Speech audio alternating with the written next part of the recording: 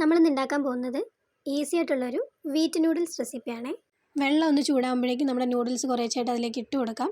വേകാറാകുമ്പോഴേക്കുമാണ് ഞാൻ ഉപ്പ് ചേർത്ത് കൊടുക്കാറുള്ളത്. നൂഡിൽസ് നല്ലതായിട്ട് വെന്തിട്ടുണ്ട്. വേറൊരു പാത്രത്തിലേക്ക് നമുക്കിനി ഇത് ഊറ്റി വെക്കാം. ചട്ടി ഒന്ന് ചൂടാകുമ്പോഴേക്കും അതിലേക്ക് ബട്ടറോ എണ്ണയോ എന്തെങ്കിലും ഒഴിക്കാം.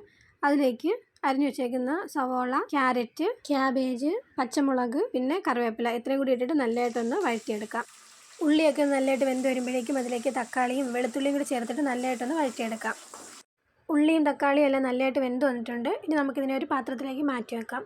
ഇനി ഇതിലേക്ക് 2 മുട്ട എടുത്തിട്ട് അതിനെ നല്ലതായിട്ടൊന്ന് ചിക്കി മാറ്റി വെക്കണം. 2 മുട്ടയും നല്ലതായിട്ട് മസാലയൊന്നും ചേർക്കാതെ ഞാൻ ചിക്കി എടുത്ത് മാറ്റി വെച്ചിട്ടുണ്ട്.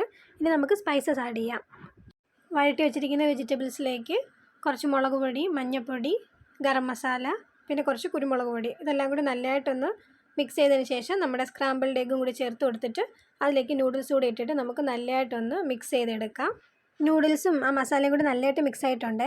ഇനി ഇതിലേക്ക് ഞാൻ കുറച്ച് സോയാ സോസ്, പിന്നെ കുറച്ച് ടൊമാറ്റോ സോസ് ഇത് രണ്ടും കൂടി ഒഴിച്ചതിന് ശേഷം തീ കൂട്ടി വെച്ച് നല്ലതായിട്ടൊരു 1 മിനിറ്റ് ഒന്ന് ഫ്രൈ ആക്കി എടുക്കാം. ഇനി ഇതിലേക്ക് കുറച്ച് മല്ലിയിലയും കൂടി ചേർത്തിട്ട് സെർവ് ചെയ്യാം കേട്ടോ. നല്ല ടേസ്റ്റാണേ.